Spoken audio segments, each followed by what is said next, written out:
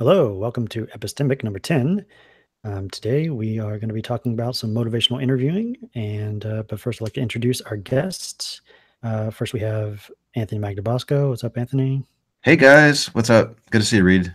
Yeah, I'm Reid. Yeah, well, hello from Cordial Curiosity. We also have Dan. What's up, Dan? Hey. Dan is back. Yes, and introducing our guest, Aaron. Hey, how's it going, Aaron? Hey, how's it going, Reid? Thanks for having me on. Sure, no problem. All right, so how are you guys doing? What's been up? Man, I've been pretty busy. I just got back from Norway a couple days ago. That was awesome. I'd love to get into that if we can. Yeah, I saw a bunch of photos and videos. Looks like a really great trip. Yeah, So it was cold. awesome. Yeah. It was cold. Yeah, in fact, it snowed one night. It started snowing, sort of like a sleety snow, and I woke up the next morning. It was like 3 inches of snow on the ground. But it was a good trip. I ended up going to give a talk on street epistemology, and we had a good turnout too. I'd say probably 60 or so people showed up to hear I me saw talk like about. a behind the scenes Periscope stream someone did, and there was a really nice Yeah. library there. It was really great. This was a bookstore, and they had like a bookstore. row of seats and things. I think I set up a GoPro in the back of the room. So in the video that I'm editing, I'll probably cut to it so you'll have a better view of what the layout of the place was. But it was cool. There was one woman who's been interested in street epistemology named Linda, and she came from Finland to see the talk, which was really neat. I ended up hanging out with her and a few other people from Norway, and we did some street epistemology on the street. There was a guy who interviewed me for his podcast, and then there were two newspapers that ended up running stories on my talk. So Wow. I think it created quite a buzz, really. Yeah, it was really neat to see. And some good questions too from the skeptics that attended. Was it mostly skeptics there watching the talk? There were, yes, but there were a couple Christians in the audience. One guy, he said that he saw the article that came out the day before my talk, and that's why he came. And he was really excited to hear about this method. And if I had time, he wanted to invite me to some church function that he had. And it was cool. I mean, it was really neat to like talk to somebody who saw some of the promotional efforts and came to the talk. Nice. But by and large, it was all about a whole bunch of skeptics. And what was really neat is after my talk, we went to this bar for like drinks and things, and the quality of the conversations that happened, it was so neat to be surrounded by level-headed, rational thinkers who were questioning me about this method, and they saw they were asking these just really, really good questions. Anything new? It's almost like you were in a different country there, Anthony. Almost like I was in a different country. Yeah. That being said, though, we did street epistemology. We had like 5 conversations, and even though almost everybody that walked by, I think of the 5 that we talked to, they were all atheist, if I'm not mistaken. But one woman said something interesting. She said, "I don't believe in any gods, but when I get older, I can find myself probably believing in one." So that led to a really good conversation. Well, why would you change as you got older? And she said, as you approach death, you might want something more comfortable. So then the topic changed to believing true things. There was another guy who was a musician who, I don't think he believed in any gods, yet he thought that he had a spirit that would go on after he died. There was another guy that walked by that didn't believe in any gods, but believed in karma. So the talk was, if you were to punch me, sir, and then run away, what would happen? And I would get punched, within a 24-hour period of time. A great talk happened there. There was another dude, this older guy walked by, and we said, "Hey, we're talking to people about their beliefs," and he almost appeared to be insulted. "I don't have any beliefs. I have facts." And it was this, okay, well, what's the difference? How are beliefs different than facts? And so just because you live in a secular or atheist society, it doesn't seem like your opportunities for conducting street epistemology diminish in any way. So it was very encouraging to see that. Yeah, that's another good argument for SE being this perennial project. It will ongoing keep being a thing even after like pretty much all the major things we talk about with people now like are no longer a problem. Yeah, in fact, this goes back to that whole thing like, hey, Anthony, if you could press a button and there not be any religious people anymore, would you press it? No, because there's this fundamental underlying level of the benefits that belief gives people and why do they need it, the psychological aspects of it. And the tendency that we have to believe things based on bad reasons. And that might be something that humans struggle with, from this point, for forever, whether you're a secular country or not. Definitely. Cool. And when should we expect that video to be up? Can't wait for it. Well, maybe in a couple days. I've been editing it. I spent most of the time on the airplane editing things. So it's just a matter of piecing it all together and that type of stuff. But maybe in the next couple days, I should have it out there. I'm really excited to release it too, because I think it covers a lot of it covers many of the things that practitioners of SE don't consider. They just think I just need to ask, I need to find a claim, challenge the what, why, and how, and then we're done. But there's so many things before and after, and this talk covers that. So I'm really excited to be releasing that. Sweet. Cool. All right. Well, anything else about your Norway trip? No, I've been talking too much. Okay. But it was great. It was fantastic. And the hosts were incredible. It was excellent. Nice. Cool. So next up, we're going to be talking about just motivational interviewing. Aaron, want to give a quick intro in that and let us know all about it? Yeah, so we have a video that's going to pop up here in a little bit. That's kind of an example of how motivational interviewing might be implemented in a clinical setting. Motivational interviewing is something that I've been trained in academically, and I've also implemented it as a counselor. I specialize in addiction treatment. And when I came across street epistemology, I saw a lot of parallels between the two approaches. And when I read, I started reading some of the secular writers, and when I read Peter Boghossian's book, A Manual for Creating an Atheist, that rung a bunch of bells. He actually, I think, alluded to motivational interviewing as one approach for talking to people of different beliefs. And then I started to make all of these correlations between addiction and religious belief, sort of the compulsory nature of the two. That's something that I'm interested in exploring further in the future and possibly doing some writing on and research on, because I see a lot of overlap there.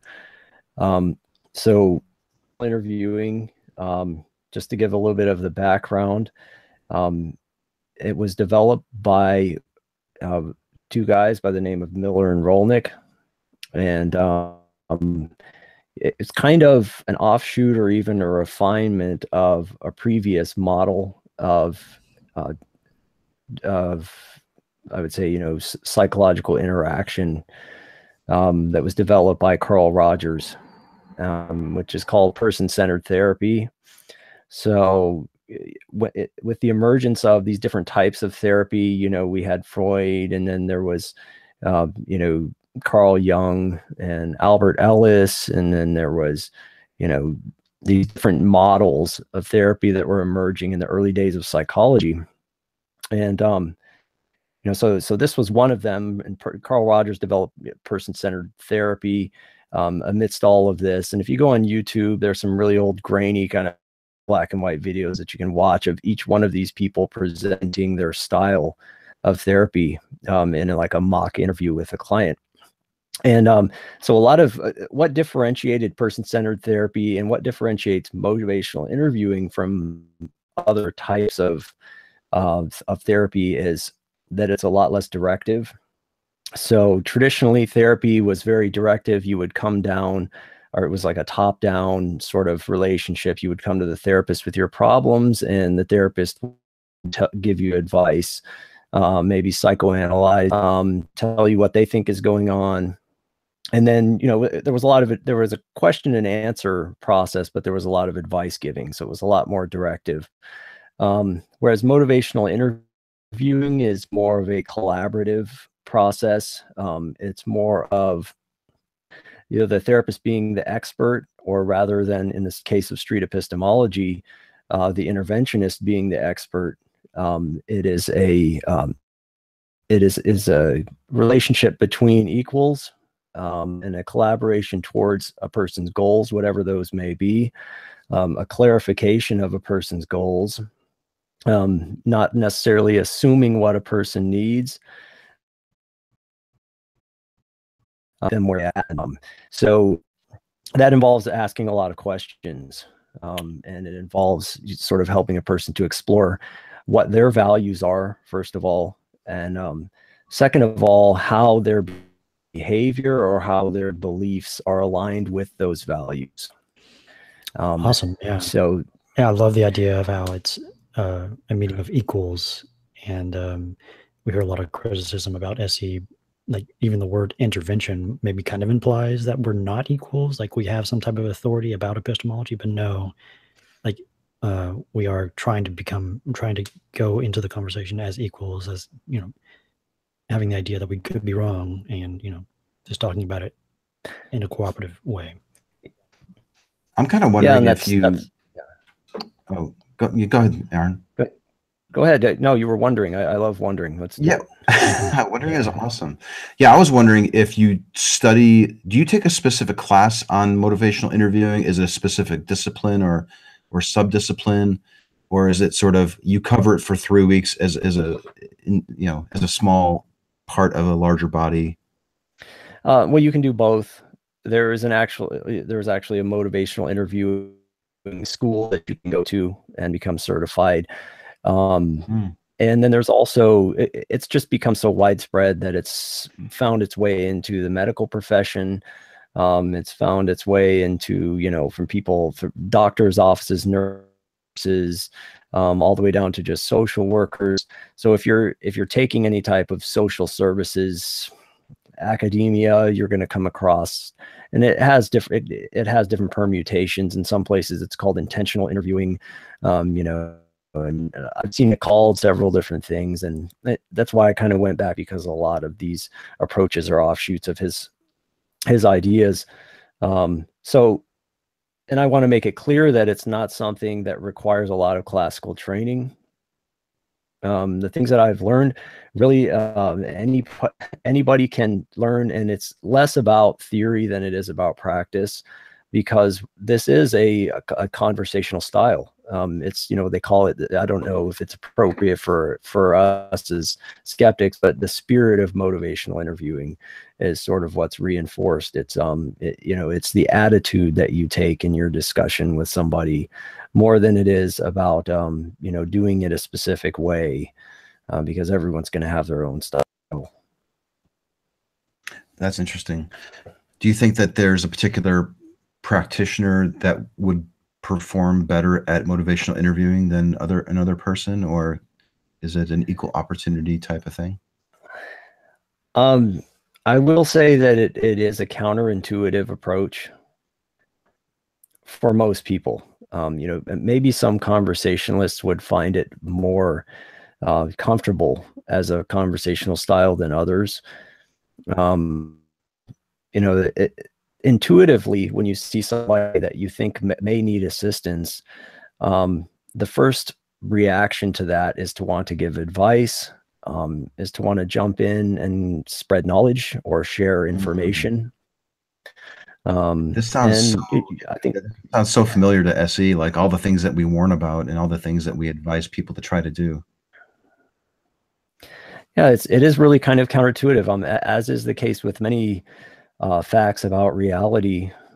And as it turns out, the way that people behavior is very counterintuitive as well. You know, a lot of times it has less to do with learning new information than it does to do with emotions, or, you know, the personal connection, what's maybe called the therapeutic relationship, or the therapeutic alliance that forms. If those things don't develop, you can have all of the tools in the toolbox, and you're not going to have a very successful relationship.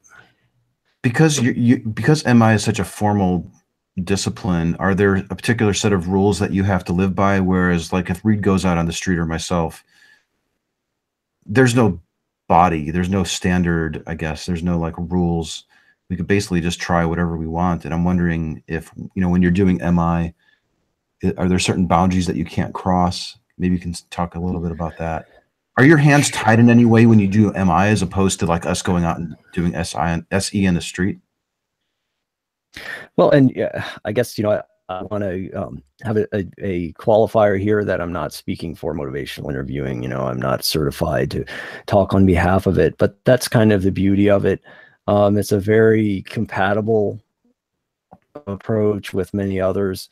It's kind of bled in for a while with the stages of change. I don't know how many people in the group are aware of that model. They've found the need to sort of differentiate themselves from that. But anyone who is sort of well informed about it will tell you that it's really only part of it's only one tool among many. So it's not, if you're a motivational interviewer, this is how you would do it. It's sort of something to have in your toolkit for engaging. Primarily, I found that it works really good during the engagement phase. Do you specialize in a particular area? Like, are you better with alcoholics as opposed to somebody struggling with weight loss or something? Or do you find that you can use the tool for all sorts of things? When it comes to moving forward with a treatment plan, which is what I do, I develop a plan with people for how to accomplish their goals. I'm probably much better at dealing with addiction because that's what I'm used to doing. But in terms of gauging where somebody's motivation is at and what their goals are, it's such a compatible approach that you could apply it in a pretty broad spectrum. Are you familiar with the scientific literature about motivational interviewing? Like, how much is there, and like what kind of successes has it had over the years? Any idea about that? There's minimal research, and I would call it preliminary. This is sort of the nature of psychology, being that it is a young practice. Even some of the more established methods like cognitive behavioral therapy that have the most, sort of research behind them are still in their infancy in terms of establishing empiricism. So, I would shy away from saying this is proven to work, or that, making claims about why this is better than that. What's shown is that it's more effective than confrontation, especially for people that are resistant. So, if there's some research on the criminal justice system with people who are coerced to do one thing or another, or feel that they're being forced to do something against their will. And in addiction treatment in particular, the traditional method was very confrontational. It was this idea that we're going to get in your face and confront you with your misgivings, and confront you with your delusions, and that is going to somehow change your mind. And that approach is proven to be very unsuccessful. Just looking at the success rates in traditional treatment models is a testament to that effect. So it is very promising in terms of the research. It's showing promise in terms of actually just developing a model that is client-centered. So the word that's used in the community. So it's less focused on a one-size-fits-all type of model, and more personalizing the approach to the individual. Intuitively, that sounds to me like something that would line up with evidence from what we know about human psychology. But I'll hesitate to go forward with making claims about research, other than to say that the preliminary results are positive. Yeah, I know there was a recent podcast of You're Not So Smart that just came out about the backfire effect. They kind of gave an update about it, and basically where the backfire effect failed to replicate in a little bit of a way. But I think the gist of it was that people would revise their position on specific facts Like they could hear facts and change their mind about the facts, but their underlying attitude, their underlying feelings about the topic, that stuff did not change whatsoever. And it sounds like motivational interviewing is a great way to kind of get into those types of feelings and attitudes rather than sticking with facts. Yeah, I think you're right on the mark. Speaking of attitudes, it makes me wonder, like when we're having these talks, people are going about their business and then they encounter us. Whereas in your situation, people are making an appointment, I suppose, to see you. You're just not finding people on the street and saying, hey, do you need therapy? Come to my clinic where I can give you do some motivational interviewing with you. I mean, people are coming to you at the start. Like they must recognize at some level that there's something that needs to be addressed. Do you find that the people that are coming to you are honest about the issues that they have, or are they being coerced in some way to go to you, and then you encounter resistance? I'm a little curious as to the type. Like we always talk about barriers, and one of the biggest barriers to SE, I think, is a person's honesty. And I'm wondering if you have any trouble with that when you start these discussions with your patients. Yeah, I'm really glad that you brought that up, because I think it's directly relevant to both motivational interviewing and what we're trying to do here. And it's something that I struggle with, because there's a lot of group therapy. You know, we sort of have a culture of getting people together in these support groups. And the way people behave in groups is quite different from the way that they behave in a one-on-one interaction. Honesty is a factor there. But then when we're talking about religious belief, we're also talking about a socially sanctioned set of beliefs. And so I think there's far less of an incentive to examine, number one, to examine the veracity of those beliefs. And number two, to admit to any questioning that may exist. You know, when I'm dealing with addiction, people are generally under some type of coercion, whether it's from friends or family members. You know, if you're familiar with the stages of change, there's a stage of pre-contemplation, you know, where a person is never really a problem. And I think that that's where the majority of believers reside, in various unwarranted beliefs. They're residing in this place of never really having examined critically the things that they hold to be true. And so, you know, the honesty aspect of it, really, I found that it takes time, because when I first start to meet with someone, I would say, you know, depending on the person's disposition, it'll take several meetings of me sitting down and talking with them, sometimes for an hour and sometimes more, before I can sort of break through the mask and find out what they really want, because they'll be telling me what they expect me to want to hear. And if you walk up to somebody on the street, yeah, you know, and if you walk up to somebody on the street and they don't know that you're an atheist, they're going to say one thing, because they're going to assume that you're also a believer of some type. And if they know that you're a skeptic or whatever, that you don't believe, or that you don't have any supernatural beliefs, they're going to say something else, because of what they expect you to think about what they have to say.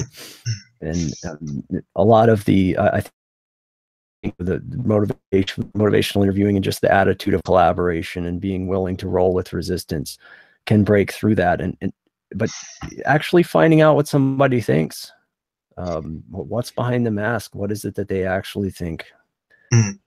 I could personally attest to that. I can remember Anthony and I's conversation 2 years ago.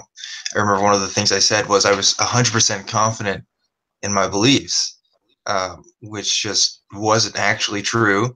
I remember saying that because there was a social expectation, at least from what I understood to be true for my belief system, that you had to be as confident as you could be, or at least a public display of confidence was just as important, you know, regardless of how you feel on the inside, you know. So there is a bit of that in SE as well, kind of breaking down barriers and seeing what's really there behind the mask, because I think all of us, religious or not, we do kind of put on masks for people for, adjusting for expectations of whoever we're talking to. So yeah, it's interesting. You know what though, Daniel, I'm wondering though, if you were there alone and you didn't have your friend with you, would you have given a different answer other than 100? I think I would have, probably. Yeah, I've thought about that myself. I think I would. But the other thing too, though, Anthony, was at the time I was a part of the ministry, and so I still might have said 100, because I wouldn't know if people were going to watch that video and stuff. So right. It's hard to tell looking back. But what I think Aaron said something really interesting, which I never really considered before, is that when somebody goes to see a therapist and you might be engaging with them using MI, they are probably recognizing that there's an issue, right? They're overweight, or they're losing their job, or they keep getting fired, and I don't know. They know that there's a problem. People are telling them there's a problem. They see it for themselves.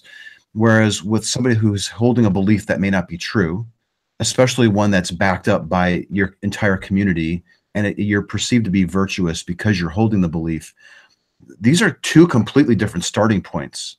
And I think that's really worth noting. I think that maybe I think is a little bit harder to reflect on a belief when people perceive you as being better for it. You're a better person because you're holding it, as opposed to this nasty addiction.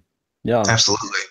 Yeah, and I think this is where the style of motivational interviewing really has its strength, because it recognizes that ambivalence is a state that exists inside of everyone.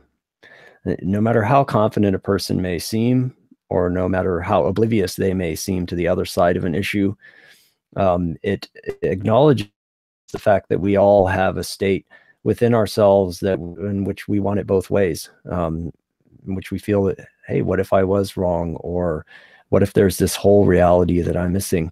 And the key to motivational interviewing is to tip the balance of that scale in the direction of change. So it's not necessarily tailored on per se having true beliefs. It's more tailored on tipping balance of ambivalence in the direction of change. So that could apply little baby steps. So do you employ a scale with your patients, like you see in the SE videos?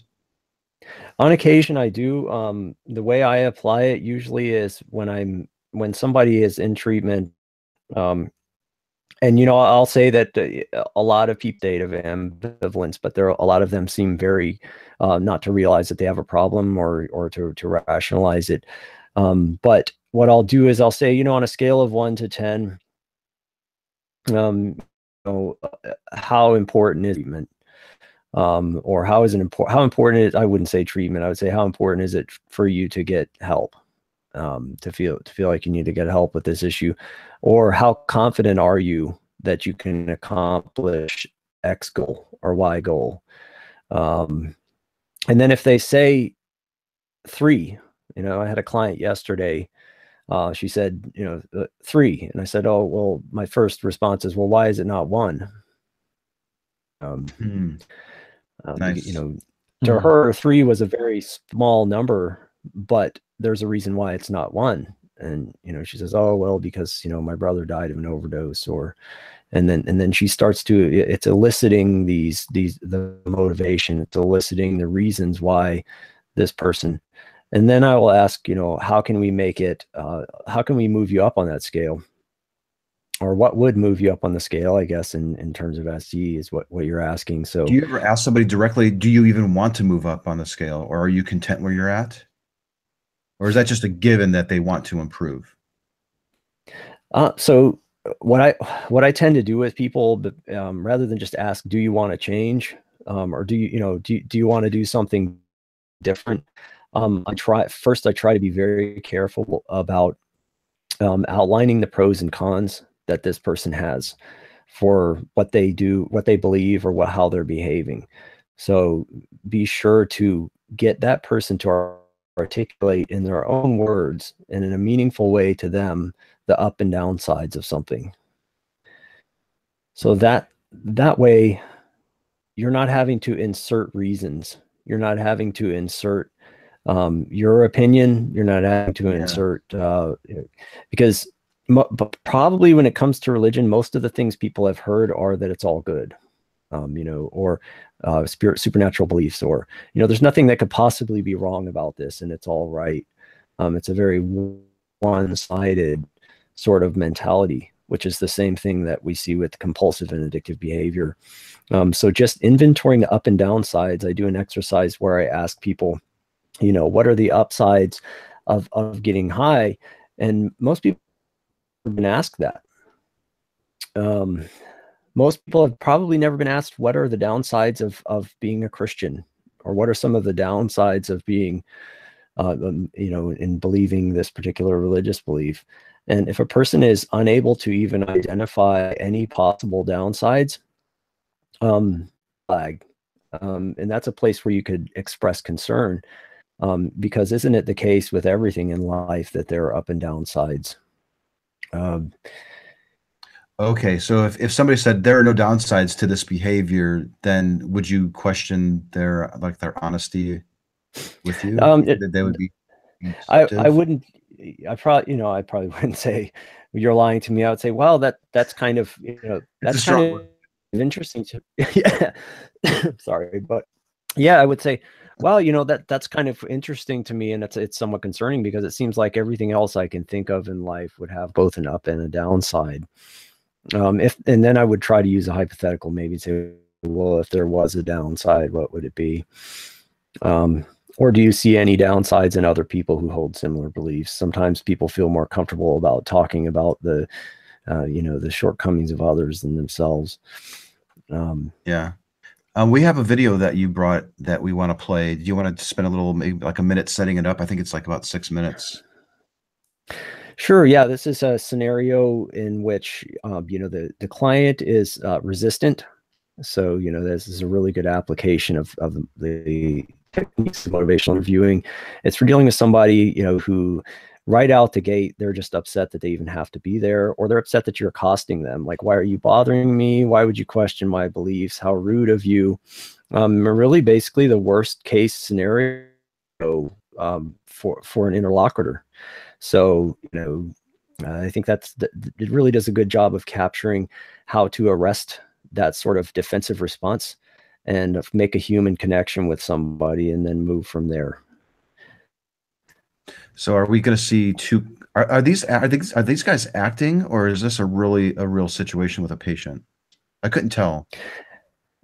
I would guess that it's acting. There are confidentiality issues of, producing a video of an actual interaction. But I pretty darn good act. Okay, I'm gonna switch over to it, and then give me a thumbs up, guys, if you're able to hear the audio.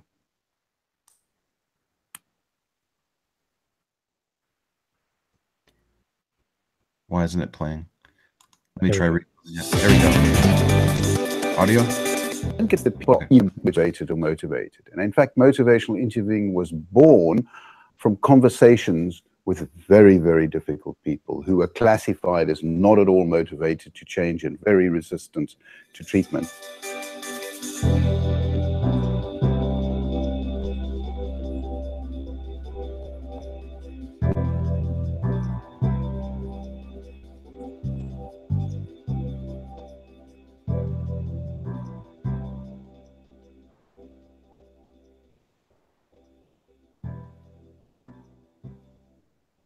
Mr. Smith, that's your medication sorted out. Good. Blood pressure's a little on the high side. Yeah. Okay.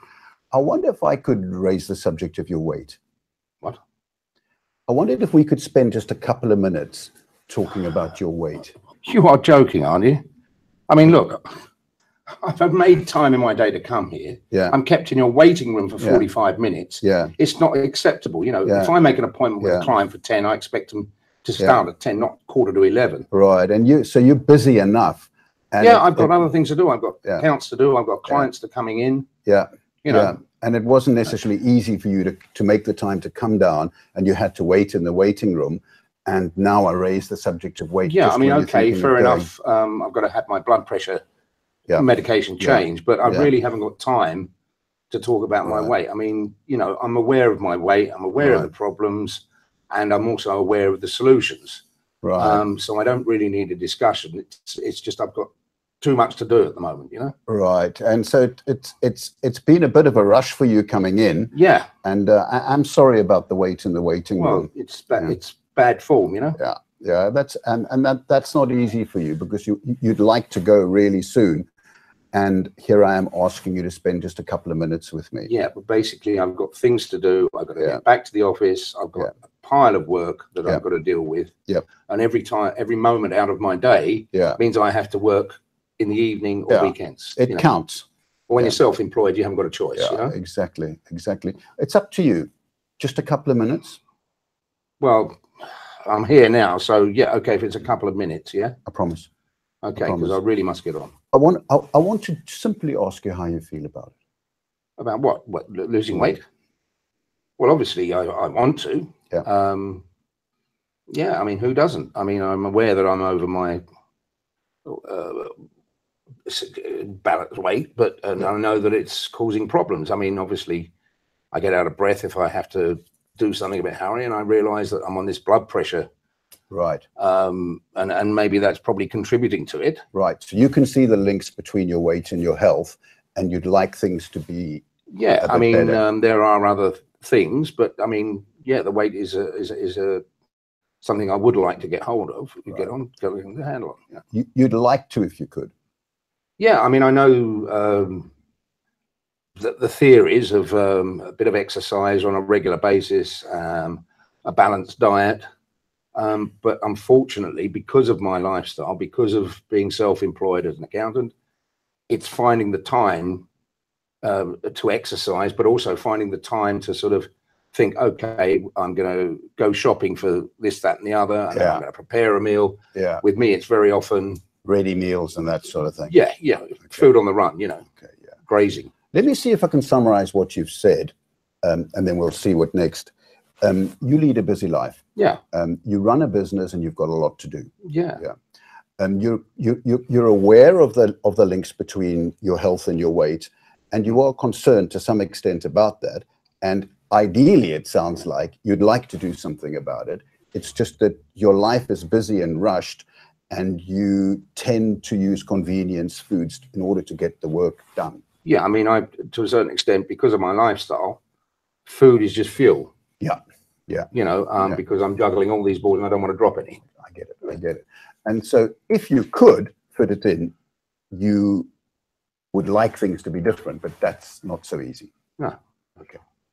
Can I suggest that you come back and see me in a couple of weeks' time just to chat about this?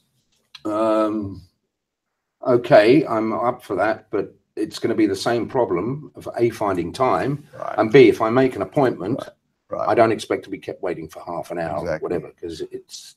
Exactly. I'll tell you what might be a nice solution is if you come down first appointment, and I give you an appointment at 8:30. That'd be good. Then there'll be absolutely no waiting. And the purpose of that visit will be to have a look at how you really feel about how you could move forward and somehow fit in a more healthier lifestyle into the busy work life that you've got. I'll maybe have a look at my schedules, see whether anything can be arranged, or I can pass something on to some, and so that so it's not a wasted interview. So I can come here and say, okay, I've looked at my schedules, I've looked at things. Good. Whatever. Good. And see if you can fix it up and also give some thought to what we've talked about. Yeah, of course. Good stuff. Okay. Okay, thanks. Okay, sorry I went off a bit.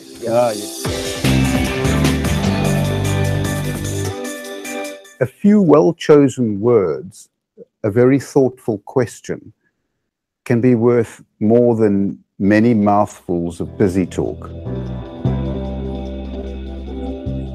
Well, I want to try to stop smoking. That's quite a decision. Well, it is, because I've been smoking all my life.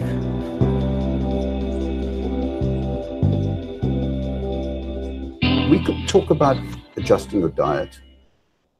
We could talk about adjusting your exercise or getting more exercise. Right. Or perhaps anything else that you think is relevant. I'm wondering what makes the most sense to you.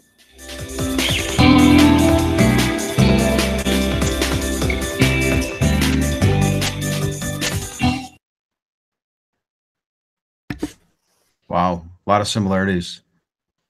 I definitely noticed him repeating back several times what his patient was saying to him.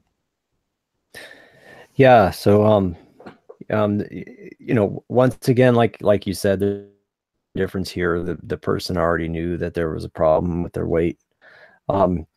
But I think that if you start from the standpoint of how much a person cares whether or not their beliefs are true, and most people will say that they care that their beliefs are true, then you can move from there to have a discussion about how we would determine whether or not that was the case. And some people are very resistant to that. Why would you question whether or not my belief is true? So that would kind of be like the guy, you know, being upset about having to be there, or not, the person not being on time, or whatever type of resistance that the person is exhibiting. You can shift from that to saying, you know, reflecting, as you say, back what the person is saying. And actually what that does is it validates their experience. So, you know, I think what religious communities offer to a lot of people is a validation of human experience.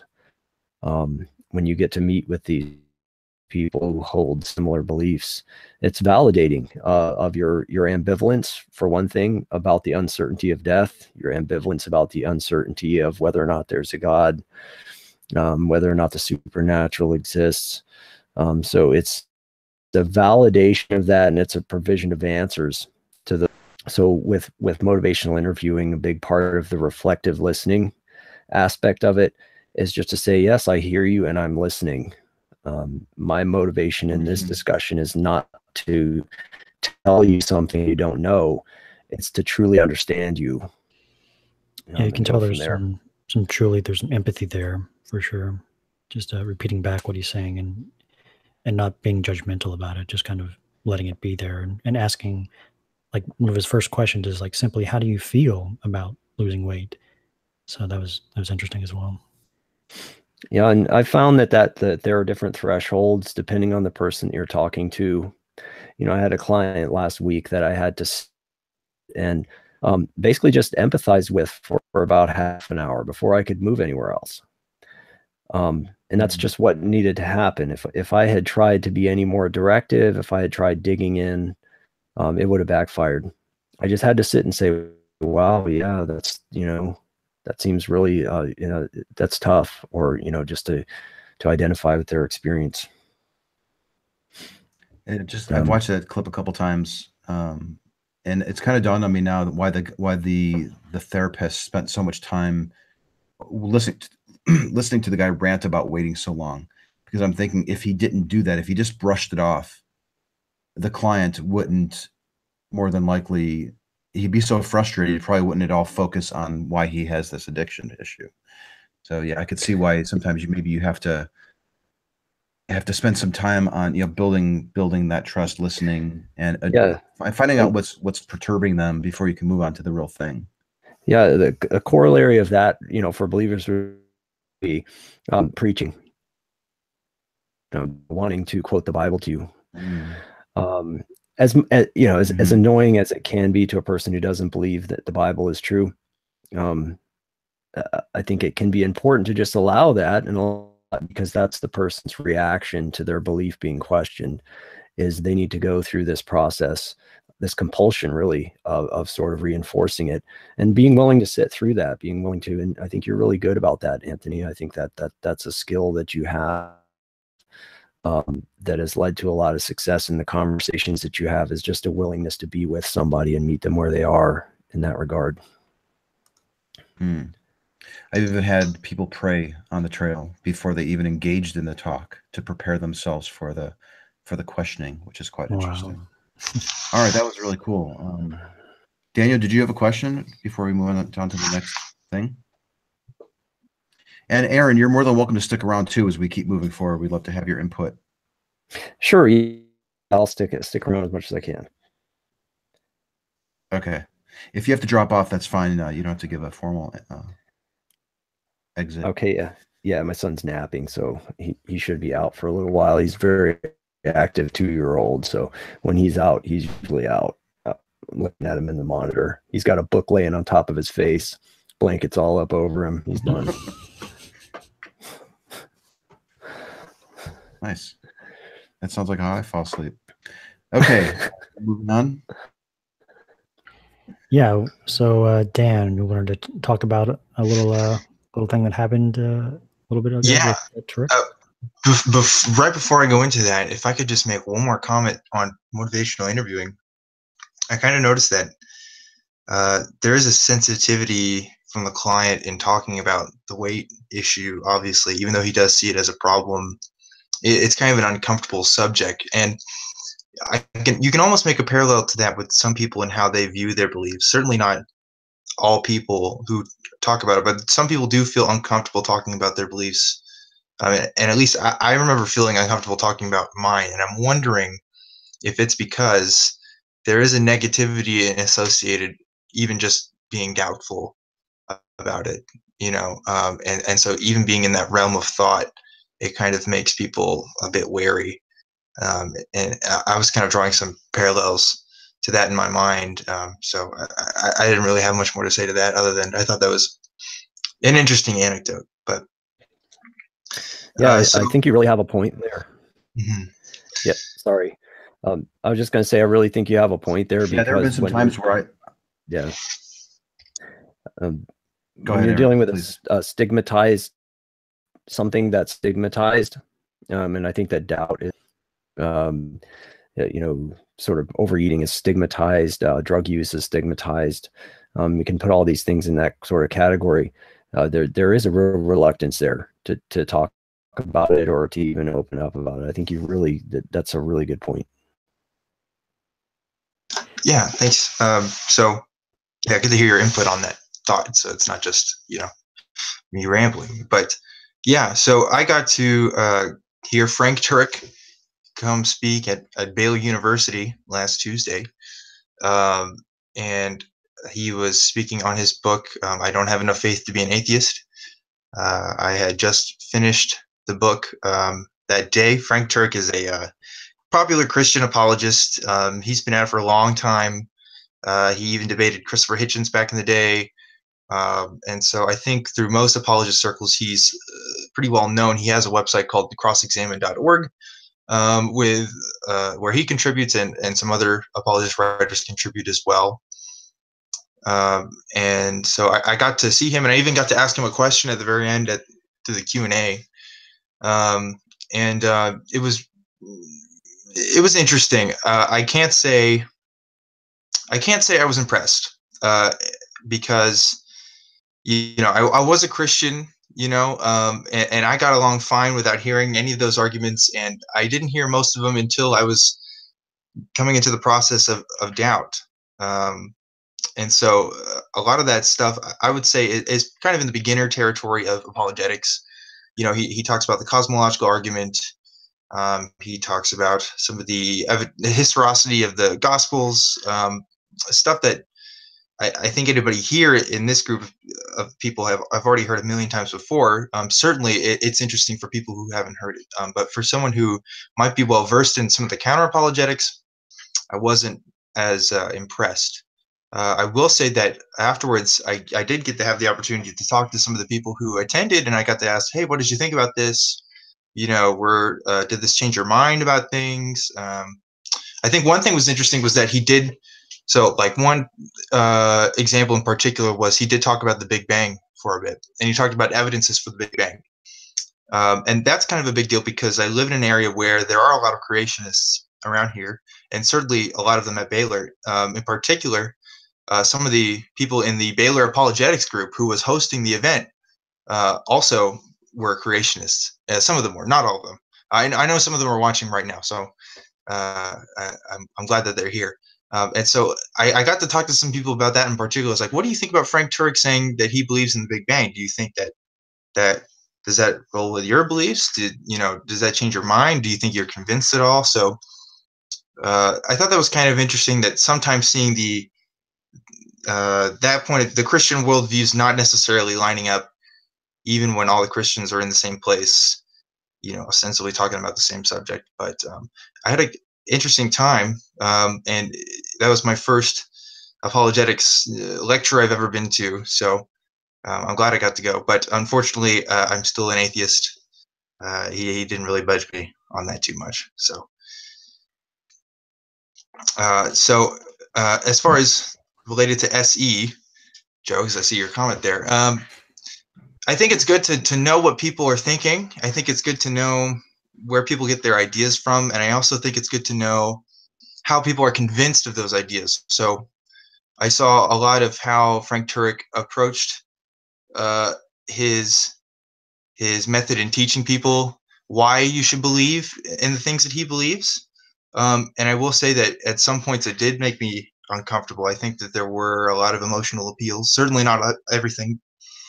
And there was a lot of appeals to what people already believed. So, I mean, he really knew his audience. 99% of the people in there were Christians. And so it really reinforced this idea in my mind that apologetics are, for the most part, for the common audience, are for people who already believe. That's not to say that everybody who does apologetics or is interested in apologetics are doing it to confirm what they already believe. I think some people do it because they think it's the most honest interpretation of what is considered true. But I cannot help but get the feeling that, you know, that man is in there to sell books.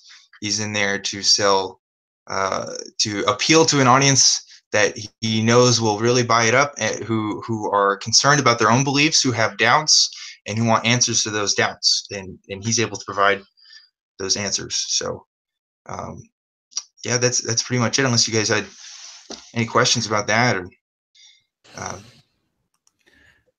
I think you had posted a video of your question and his response somewhere. Is there a place that we can find that?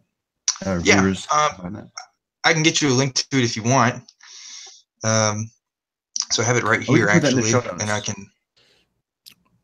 Yeah, we'll put a card up there on the corner there for you. Yeah, we'll add a card to the video, and maybe you can tweet it out, Dan, as well. Cool. So, Aaron, looks like your sun is up. So it was really nice talking to you. So thanks so much for coming.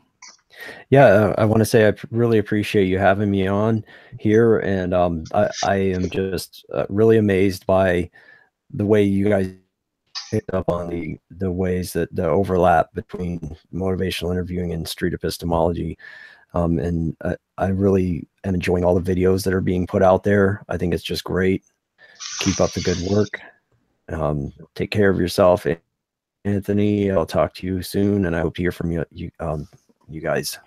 Thanks a lot for having me. Yeah, thanks so much. And please, I know that you've been involved with the SE. I know that you've been involved with the SE community for a long time, and I really appreciate that. And keep sending us your professional suggestions. We greatly appreciate it, and I think it's making SE better at what it does. So yeah, I think it's going to your expertise. It's going to take a little bit of everything to tackle this problem, and you know, I think that's why it's so important for so many different contributors to be around and so many different styles to be contributing. So thanks to everybody. Nice talking to you guys. Thanks again, Aaron. Cool. So I guess we'll just wrap up with a few questions. Are there any questions that jump out to you guys? Aaron just left, so we were going to ask, like, if motivational interviewing gets any criticisms like SE does. I would assume not as much. No. Yeah, I imagine it has a lot more empirical backing than we do. Yeah, in fact, somebody recently messaged me like 2 days ago, and they said, are there any data on street epistemology, the success and that type of thing? I said, no, but from what I understand, SE is very similar to motivational interviewing, and there is some research out there on motivational interviewing. But I think what Aaron was suggesting is that, well, I don't know if he went that far. We might want to not draw too many conclusions about SE from the results of MI, because there probably are some subtle differences. Yeah, there's some similarities, but I don't know if we can go so far as to say, well, hey, motivational interviewing is successful and SE is related to MI, therefore SE is effective. I think we have to be very careful and not make that leap too soon. Yeah. We might be able to say, instead of considering SE as a broader like communication theory as a whole, maybe if we considered SE as a loose set of ideas, right? And if we looked at those ideas individually and shared what was the same between those two that we could say for sure are the same, we might be able to say that there is some empirical data to back that up. But again, that's, you know, that's not including SE as a whole. That's just as a loose set of ideas. So I think, yeah, after talking to Aaron, I think the biggest takeaway for myself is this idea that people who have an addiction want to fix it. People who have a belief, that's their norm and that's their identity, and they think it's virtuous to have it. So there's a huge difference in our starting points on these things. Yeah, maybe the techniques are very similar, but the starting point is quite different. And I think that probably needs to be factored in when we get to the point of measuring success when it comes to SE. I'd agree with that. Joe, are there any questions in particular that are jumping out to you that we should tackle? What you had just said there, actually, this very different starting point, I'm thinking maybe that could be the source of a lot of the accusations of trickery and dishonesty. Because if you're at the starting point of, hey, there's nothing wrong with me, and then you challenge their beliefs, they're going to feel like, hey, wait a minute, what just happened here? Whereas if you sort of knew that you had a problem to begin with, you're not going to respond in that sort of way, maybe. Okay. This reminds me of a really good question that somebody else who is a professional in psychology suggested. And I'm going to botch it, but it's something along the lines of, and I want to try this out, but it's something along the lines of, if this was a belief just strongly about, but it was something that you wished wasn't true. Wait. Do you think that you would be more objective in questioning it as you are now? You broke up a bit, Anthony. Can you start over? So sort of framing it. Yeah. Repeat that real quick. Okay. Well, here I'm going to try to look it up because I think I wrote it down and I don't want to botch it. Okay. Sorry, I think I have it here. Okay, I'm not able to find it, but it's something along the lines of, if this belief that we're discussing wasn't virtuous and it wasn't tied to your identity and it isn't something that gets you through the day and you get a tremendous amount of comfort and value and loving beauty from it, if this was a belief that you wanted to discard, do you think that you would look at the evidence that you hold for the belief and your willingness to possibly discard a belief? Would it be different if this was a belief that you wished you didn't have? And I think, I don't know for sure, but I think the genesis of that question came from a talk that I had with a woman named Delmie, who believed in karma and that she was being karmically punished for something she did 10 years ago. And I think that watching that video inspired this one psychotherapist to come up with that question. I could be mistaken. Yeah, it sounds like kind of a roundabout way of asking them to talk about why the belief is so important to them. I think it's more about bias, really. Are you biased? It goes to that belief. If this was a belief, if this was a belief that you didn't want to have, would you be more open to discarding it? If this is a belief that you find tremendous value, are you more protective of it? Are you less willing to investigate it? Yeah, it sounds like it's a really interesting question I want to experiment with. It's like, does the quality of the evidence for this belief change based on the benefits or consequences of this belief? Something like that. Yeah. And does your criteria vary? Are you less skeptical because this is a belief that you enjoy having? I was reminded of this when Doug was having his conversation. PineCreek recently was talking with a guy, I think he's a Christian pastor named Dean. And we'll put a link to it here.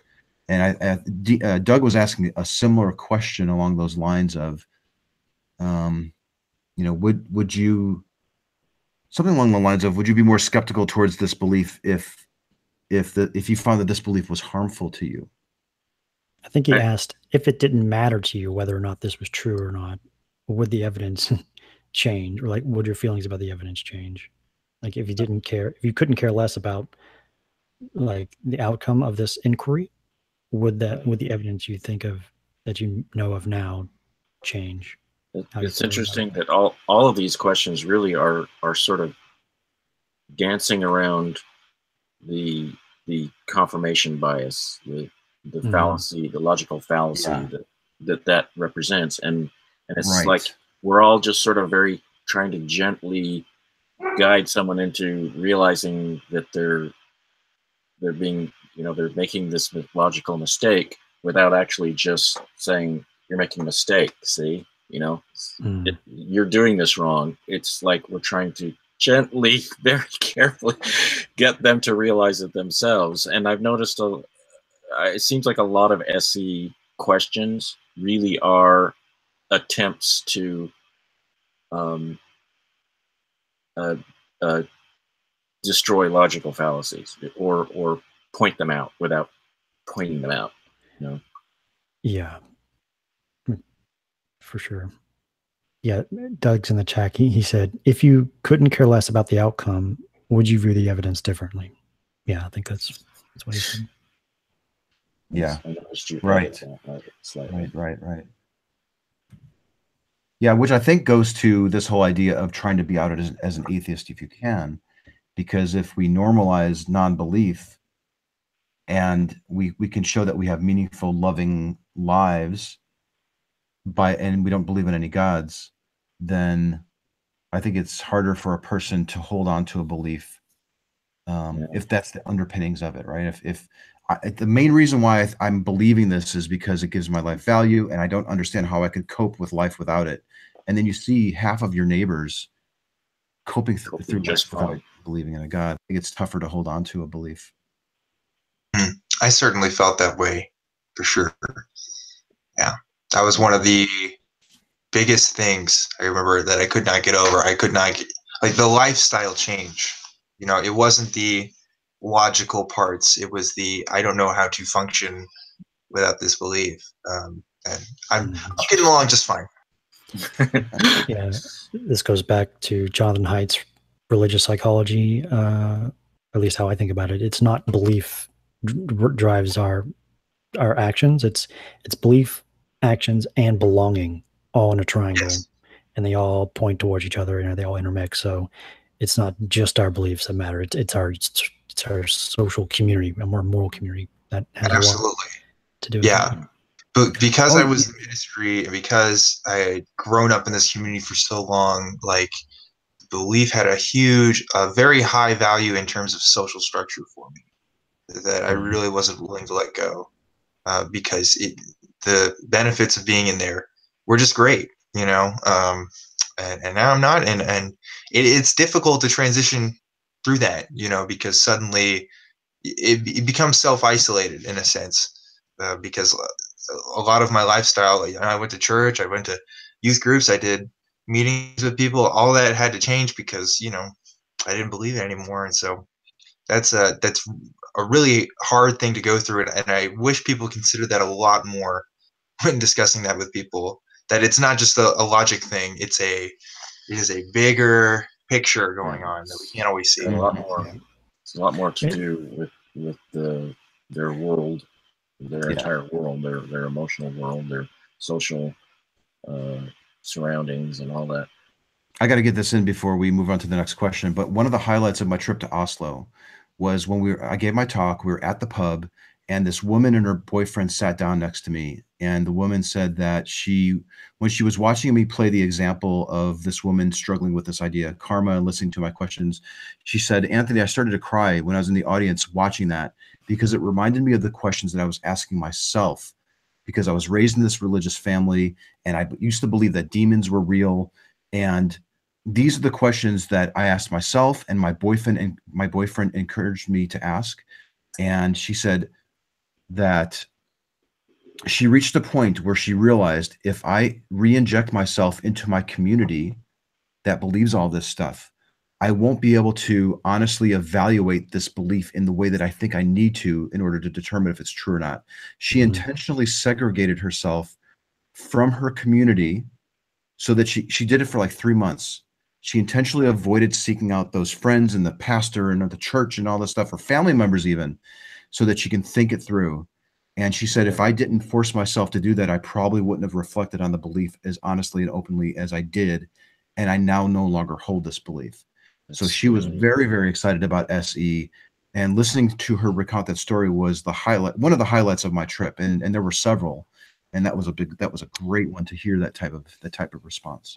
Yeah, Jonathan Haidt talks about morality binds and blinds, and religions are a moral system. So if it's like a magnetic field, so you're circling around these values and you're being pulled in, and if you let yourself not think about that or get into an area where you're so pulled into these ideas, you can kind of see a little bit what's on the edge and what's on the outside. You're not being sucked into this gravitational well that is the belief system. Yeah.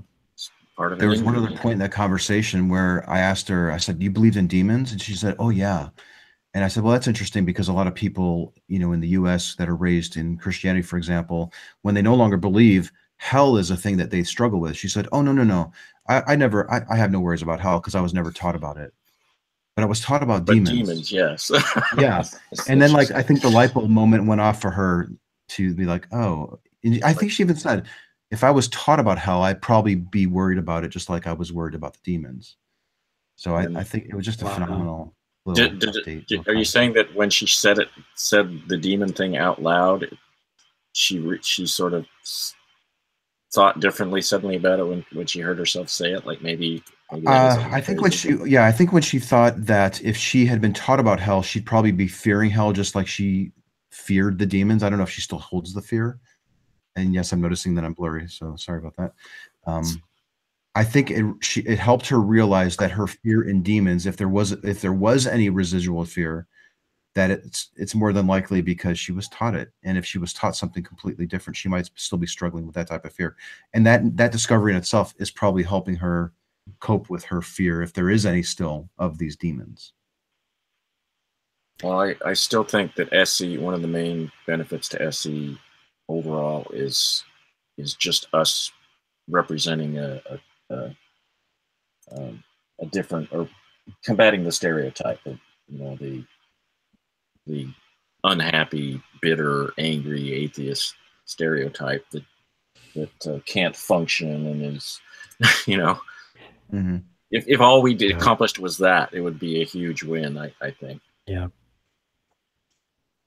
Yeah, but Joe, you're just being a sneaky atheist. I'd much prefer an aggressive in your face. We got to talk about Okay. this Next question. dishonesty stuff sometime. Next question. Let's plow through these. There's a bunch of them for Aaron, unfortunately, and he's gone now. Yeah, there was something about would it be unethical for someone in the health area to not debunk health-related topics afterward, like an SE conversation? Like, I know my last video I uploaded, I was talking about, that person who does the Yahweh, that healing where they just put their hands up to someone and think they're healing someone. And I had like a 45-minute conversation with this woman. And by the end, she's talking about how she uses the sway test to judge the veracity of like supplements or health procedures. Okay, I've heard of that. And I'm like, I know debunking these things would not work with this person. Like, even from this latest Backfire Effect episode from You're Not So Smart, it's like, maybe I can change a little bit about a certain belief or a certain claim, but it's the underlying attitude that has to change. Well, it's the attitude, but it's also the skill set. Yeah. Teaching this woman, like if this was the same woman that I think you're talking about, she said that she would be willing to go ahead and do a test on something. Like the next time she gets the spot, or what was it, writing down a number and then seeing if she could guess it and doing that 10 times or something. I can't remember exactly. It was like the Tic Tac test, even though the odd Tic Tacs, if she could do the sway test for that or something. So to the extent that we have done good in that situation you just described, to the extent that we've accomplished something, it is in getting her to entertain the idea of, and hopefully actually perform a test. Yeah. Mm-hmm. I agree. I was gonna echo what Joe said. I think get comfortable with the process of testing. Get comfortable with the process of testing. Yeah. Mm-hmm. Yeah, you're not responsible for changing her whole world. You know, if you can just get a little bit in, that's as much as any of us can do. You know, get her to challenge it. It'll start with you, and then it can be someone else. You know, so yeah. And to try to increase the quality of your test, because she was doing the sway test in her mind. But test the test, right? Yeah. You're teaching her to be skeptical, to be. This reminds me of a guy who reached out to me. We've been Facebook messaging and Facebook telephoning each other, and it's like he didn't understand the way that a person should perform a test. He had this thing where he thought God existed because he could close his eyes, guess what time it was, or ask his God to tell him what time it was. He'd open his eyes, and lo and behold, the time on the clock was the time, that that the voice of God told him. So we really spent a lot of time talking about, well, how could we test that? How could a skeptical person test that? And he just he almost seemed to lack the ability to construct a test that had some rigor to it. So yeah, I think a lot of this comes down to education. It's education. We need to teach people how to think when they're young. We're not doing that. Well, I need to add on to that. It's education, but it's also willingness, right? Because some people have been taught that they shouldn't be even willing to test themselves in those areas, right? Because faith is supposed to be a valuable virtue, and that we're not to test, forces that maybe there should be more education in school and less in church. And step 0 for a good test is that there could be a result that could show your hypothesis to be false. It has to be falsifiable in theory, or it hasn't boosted your confidence. Like what's the point of the test? Now you're reminding me of something else that came up in that conversation with Doug, that he asked if the guy could write down. Can you name 3 things that somebody who doesn't believe in this thing that you believe in found compelling? Like I think the guy said something like, because the Bible was true for him. If it could be shown that, what was it? That there was a significant amount of time from the event to when it was recorded. That might be one thing that I would accept to lower that somebody, not me. No. I'm willing to accept that. But somebody might not find that compelling. All of it is just cajoling people into doubting. Your gift of doubt. We're trying to get people to consider ways of falsifying their beliefs. I think it's to help people see that doubting is valuable. We do it all the time. Some of the best decisions you make in your life are because you doubted. When you're deciding to buy a house, you check out the schools, you drive around, you see maybe what the crime rate is like, and you start thinking, you're gathering evidence, and you're questioning, and you're using hypotheticals and all this stuff. But there are some that do that for. I think SC also is just giving people that space to doubt too, in circumstances where they might not otherwise even attempt or want or desire to do it, right? Because if in terms of giving people space, if you go at people with the standard, firebrand atheism, you're not giving them the space. You're coming right at them, and you're triggering their emotions and their reactions. There's no space. The space is gone. We're in a fight now. Yes, absolutely.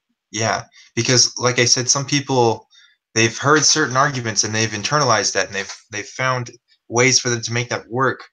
But that's not what's important. It's the thing as a whole that we have to tackle, and if we're not letting them express what they really want to know or what they really think about something, then it doesn't go anywhere. There has to be a will there and a place to express that will. Yeah. That's where civility comes in, right?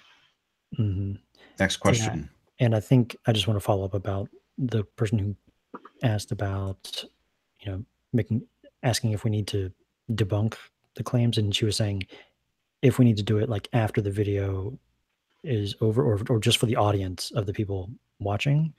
So I guess for the video I did, I think it was pretty implicit that there were some problems with her method and her beliefs.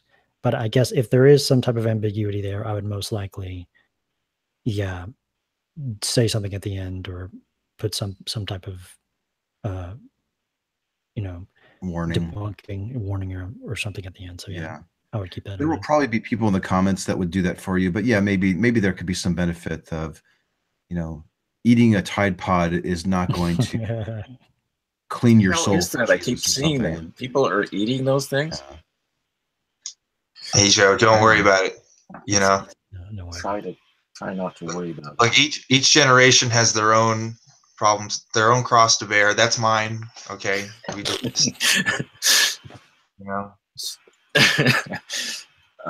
have there's sort of a tongue-in-cheek question from Rachel. Is there any thoughts on doing SE in public but indoors, because she lives in Canada where it's snowing? Any advice on where to go for that? Yeah. The advice coffee shops. Are there any public spaces that are indoors? Like malls? Sure. Malls. Wouldn't that be? Malls are private. If it's an outdoor mall, no, I guess that's not indoors. Churches. Never mind. Go to a library. You can't talk in a library, silly. What? Yeah, nowadays they don't care anymore. You can interview from in a library. You filmed from in a library once. You could find a little quiet space. Yeah, it was in a study room, but yeah. Yeah. How about college campuses, like the what do they call them? Where the kids hang out on the college campus. The Union building. Yeah, Joe. Those can be noisy. I want to know. Yeah. Cafeteria, maybe. My recommendation would be I'd suggest a library. Go where all the kids are vaping. But if you go to a library, talk with the people first. Don't just start setting up. Like, say, hey, I have this thing. I want to try street epistemology. I'm going to start asking people. I don't mean to cause any trouble and disruption here, but just to warn you, I'm going to be out here and doing that. And it really shouldn't be a problem. Just don't surprise the people that are. Just to let you know, I'm going to be here destroying people's. I'm going to be here, but destroying people's beliefs. Just to let you know. About all the questions, really. Unless anybody else sees anything. Anybody else in the chat have any questions? There was one here from Linda. How does one get over the need to what to tell, give the answer, and instead focus on the questions? Based on how do you resist the temptation to tell people what to believe? I think that's what you mean. The truth. Yeah.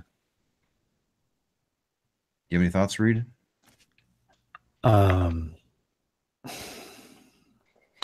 For me, it's just based on the lack of effectiveness of doing that.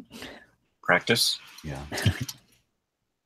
Yeah. You do that a couple times, and then you start realizing, oh gosh, now I have to listen for 2 minutes of them explaining how what I just told them is not right, and you're not getting to the epistemology at all. So I agree. I think I agree with you, Reid, that you do it a few times, you start to realize that it was ineffective. It's not driving you to the foundation.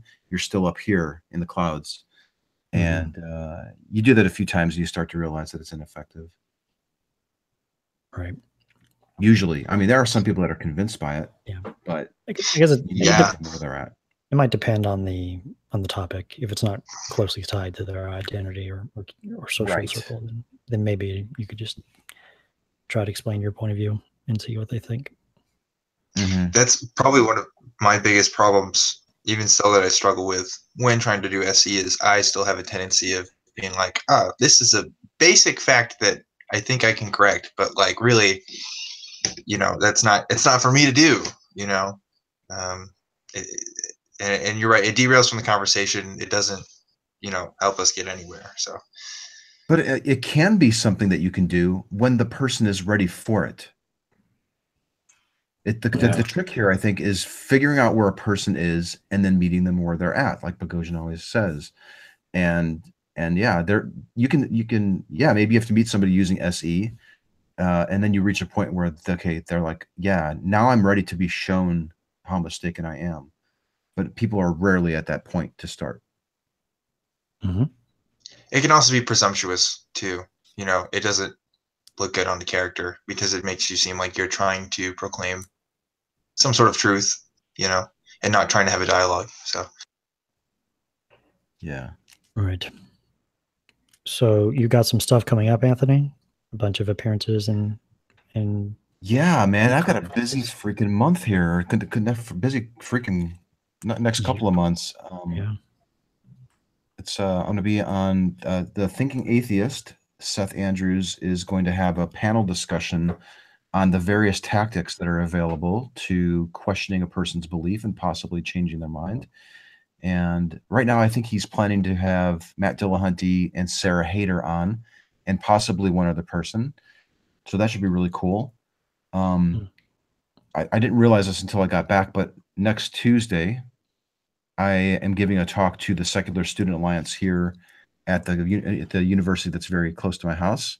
So that's the second time that I'll be giving a talk to them. It's every 2 years or so they have a fresh group of people, and I want to go ahead and give another talk on SE there.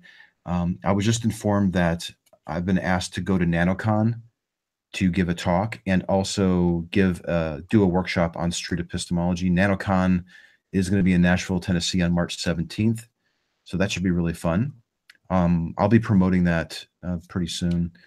The title of my talk, at least sort of the temporary title right now, is May I Change Your Mind, Obtaining Consent and Other Considerations Before Conducting Street Epistemology. And then we'll give the same workshop twice there. And then 2 weeks later is the American Atheist Convention in Oklahoma City. It's sort of the weekend of April 1st, and I will be giving a workshop on street epistemology as well as a talk on the method too. So I'm really excited to be doing that. That's going to be really cool. I think so that's going to help expose SE to a lot of people who may have never heard of it before. Plus, also, I think it could probably be a draw for some of the people that may have never gone to these conferences might go because there's an SE component and there's a workshop, a hands-on workshop where you can not only learn about the method, but practice it and do some role play. And that's it, man. I mean, I'd like to get back on the street and do some more talks, but I've been busy with this stuff coming up that I just mentioned, as well as editing the video for my talk in Norway. Yeah, I think I might be able to meet you out there for the American Daniel, Atheist. did you have a question? I was going to say, I'm also hopefully planning on going as well. We'll all three of us. Yeah. Which one? The Oklahoma one? Yeah. American Atheist. Oh yeah, that's right. We talked about that. Yeah, I got some tickets. Yeah. Yeah. So Daniel, I forgot. I'm sorry, Daniel. But yeah, it's all good.